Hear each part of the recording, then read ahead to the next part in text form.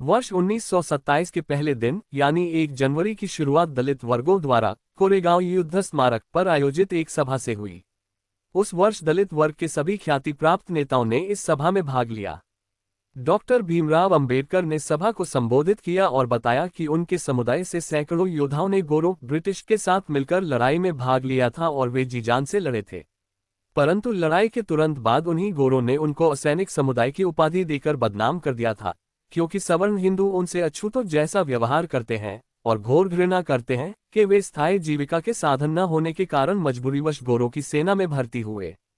अंत में उन्होंने बाबा साहिब लोगों का आह्वान किया कि वे सरकार की इस नीति का जोर शोर से विरोध करें और उनकी सैनिक सेवा भर्ती पर लगाई रोक को हटाने पर सरकार को मजबूर कर दें। कोरेगांव युद्ध स्मारक का महत्व। तथापि अछूतों की गोरों की सेना, विशेषतया बंबई सेना में विगत काल में हुई भर्ती ने अछूतों को एक सुनहरा मौका प्रदान किया था, जहां वे अपना शौर्य व वीरता देश के भीतर व बाहरी लड़ाई के मैदान में दिखा सके और गोरे साहबों ने उनकी भरपूर प्रशंसा की थी। जनरल मैलकॉम ने बंबई अधिकारियों व सिपाहियों की कर्तव्यनिष्ठा के लिए प्रशंसा की थी। जनरल मैलकॉम ने सन 1816 में निदेशक मंडल के सचिव को लिखकर इस बात की पुष्टि की थी कि बंबई सेना में सभी वर्गों और सभी धर्मों जैसे हिंदू, मुसलमान, यहूदी व ईसाई धर्म के लोग थे। महाराष्ट्र के हिंदुओं में परवरिश महार संख्या में राजपूतों व कुछ दूसरी सवर्ण जातियों की संख्या से कहीं अधिक थे। ये परवरिश बंबई के दक्षिणी समुद्र तट के रहने वाले थे। महार सिपाहियों की प्रशंसा में बहुत कुछ लिखा गया था, जैसे कि इन बंबई सेना के सैनिकों ने खाद्य सामग्री की कमी के चलते व बहुत से लोगों व पशुओं में बीमारी फैली होने पर भी पैदल कूच करते हुए मुश्किलें झेलने की अच्छी क्षमता दिखाई थी।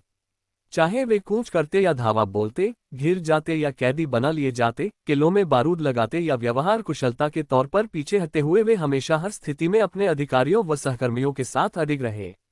उन्होंने हमेशा अपने रेजिमेंट का सम्मान व गौरव बनाए रखा व कोई ऐसा कार्य नहीं किया जिससे शर्मिंदा होने की गुंजाइश हो।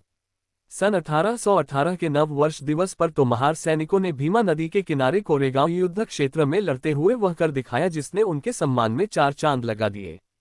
500 सैनिकों का एक छोटा दल, जो कि बंबई देशी पैदल सेना इन्फेंट्री की पहली रेजिमेंट दूसरी बटालियन से था, उनके साथ पूना अनियमित अश्वसेना के 250 सैनिक और मद्रास तोपखाने के 24 गोरे तोपचियों के साथ 7 तोपें, जिनकी क्षमता 6 पाउंड गोले दागने की थी, कप्तान एफ स्टांटन के नेतृत्व में बिना रुके, बिना विश्राम, बिना भोजन व बिना पानी बाजीराव पेशवा II की बड़ी फौज, जिसमें 20,000 घुड़सवार सैनिक व 8,000 पैदल सैनिक थे, पुणे और किर्की में ब्रिटिश सेना को घेर रखा था, से लोहा लिया व टक्कर दी।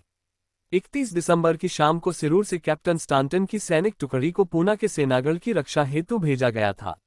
ये सैन्य टुकड़ी 27 मील की दूरी तय करती हुई रात भर पैदल चलकर 1 जनवरी 1818 की सुबह कोरेगांव पहुंची और वहां उसने मशहूर मराठा घुड़सवारों द्वारा घमासान लड़ाई का सामना किया। कप्तान स्टांटन अपनी सेना को कोई निर्देश दे पाते उससे पहले ही पेशवा सैनिकों की लगभग 600 सैनिकों की 3 टुकड़ियों ने 3 दिशाओं से आगे बढ़कर उनकी सैन्य टुकड़ी को ललकारा। पेशवा सैनिकों के पास 2 तोपें थी, जो वे आगे बढ़ती 3 टुकड़ियों को प्रोत्साहित कर रही थीं और रॉकेट से अग्निबाणों की बौछार से स्टांटन के सैनिकों को आगे बढ़ने से रोक रही थीं। पूना की अनियमित अश्व सेना के वीरतापूर्वक प्रयास के बावजूद पेशवा के मराठा घुड़सवारों और पैदल सेना ने कोरेगांव में पूरी ब्रिटिश सेना का घेरा डाल दिया था और नदी की ओर जाने वाले सारे रास्तों को जाम कर दिया था। चढ़ाई करने वाली फौजों ने अपनी शक्तियों का पूरा उपयोग कर सामने वालों को पीछे धकेलते हुए गांव के बीचों बीच कुछ मजबूत एवं महत्वपूर्ण जगहों पर कब्जा कर लिया था और उनसे कब्जा छुड़ाना लगभग असंभव था। हर एक घर, झोपड़ी व गली के लिए भीषण हाथापाई चल रही थी और गोरों की सेना की भारी क्षति हो रही थी। परंतु भारतीय सैनिक, जिनमें बहुत से महार थे, बड़ी दृढ़ता एवं अत्यंत धैर्य के साथ जमकर लड़ रहे थे। कप्तान स्टांटन ने अपने सैनिकों से आखिरी आदमी और 3 आखिरी गोली तक लड़ते रहने को कहा। महार सैनिकों ने जबरदस्त उत्साह दिखाते हुए अति विषम परिस्थितियों में अत्यंत बहादुरी से लड़ाई जारी रखी। जब सूर्यास्त हुआ तो गोरों ने अपने आप को बड़ी निराशाजनक हतप्रथम परिस्थिति में पाया। मराठा सेना का नेतृत्व योग्य जनरल गोखले कर रहे थे और गोरों पर सब तरफ से हावी थे। सौभाग्यवश रात होने के साथ मराठा सैनिकों का हमला थोड़ा ढीला पड़ा और गोरों ने कुछ राहत की सांस ली। तब केवल एक अकथनीय रहस्यमय अवसर ने सारी लड़ाई के घटनाचक्र को ही बदल दिया। इस बार कोई निष्कर्ष निकालना कठिन था कि पेशवा सैनिक जब जीत के इतना नजदीक थे तो उन्होंने रात के 9 बजे गोलियां चलाना क्यों रोक दिया व कोरेगांव से सेना क्यों पीछे हटा ली। मद्रास पैदल सेना के 21वीं रेजिमेंट की बंबई देशवासी पैदल सेना के 50 सैनिक व 3 ब्रिटिश सैन्य अधिकारी युद्ध में 113 सैनिक और 2 ब्रिटिश सैन्य अधिकारी घायल हुए। 21वीं रेजिमेंट की बंबई देशी पैदल सेना के जो सैनिक शहीद हुए उनमें 22 महार परवरिश थे। नाम के अंत में नाग से उनकी पहचान हुई। तारांकन उनमें 16 मराठा, 8 राजपूत, 2 मुसलमान और 1 या 2 संभवतः भारतीय यहूदी भी थे।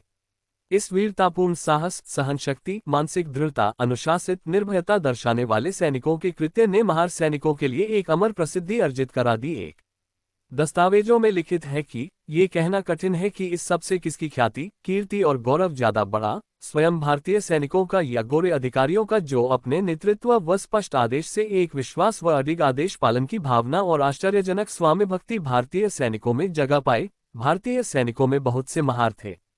शीघ्र ही कोरेगांव लड़ाई का सामरिक महत्व समझ में आ गया।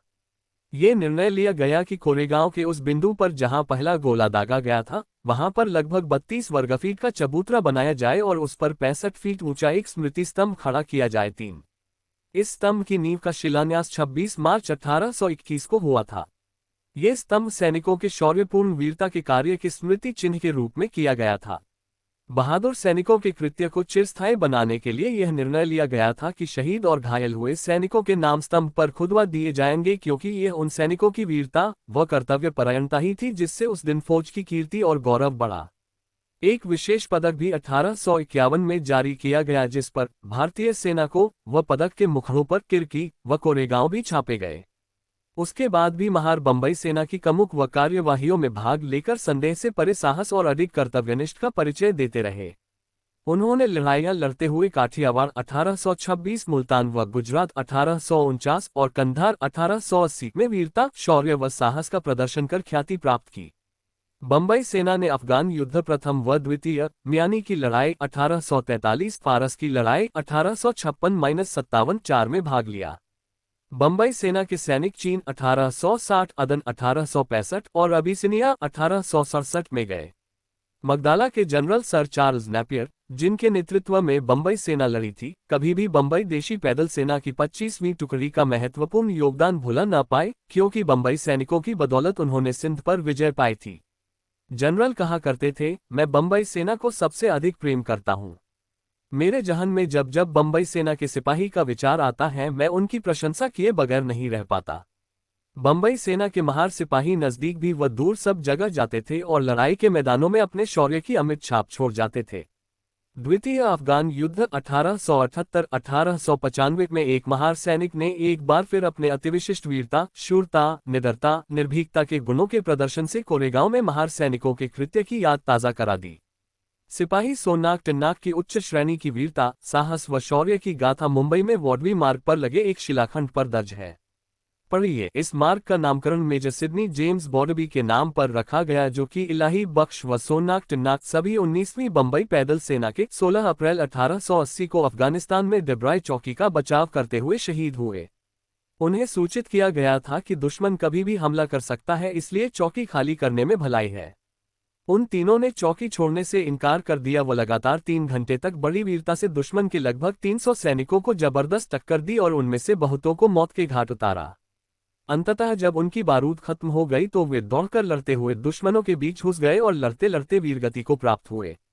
डॉक्टर अंबेडकर ने महार समुदाय का सन 1818 से पहले पेशवाओं के राज्यकाल में सामाजिक स्तर के बारे में वर्णन करते हुए कहा, पेशवाओं के राज्य में मराठा गांवों में जब कोई सवर्ण हिंदू आम रास्ते जा रहा हो तो किसी अछूत को उस रास्ते से आना जाना वर्जित था कि कहीं अछूत अपनी छाया से सवर्ण हिंदू को अस्वच्छ न कर दे।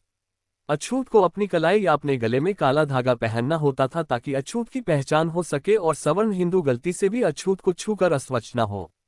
पेशवाओं की राजधानी पूना में अछूत को अपनी कमर में पीछे एक झाड़ू बांधकर जमीन पर लटका कर चलना होता था ताकि वह पीछे दूषित की हुई जमीन पर से धूल हटाकर साफ करता जाए, जिससे कि पीछे आने वाला सवर्ण हिंदू दूषित होने से बच सके।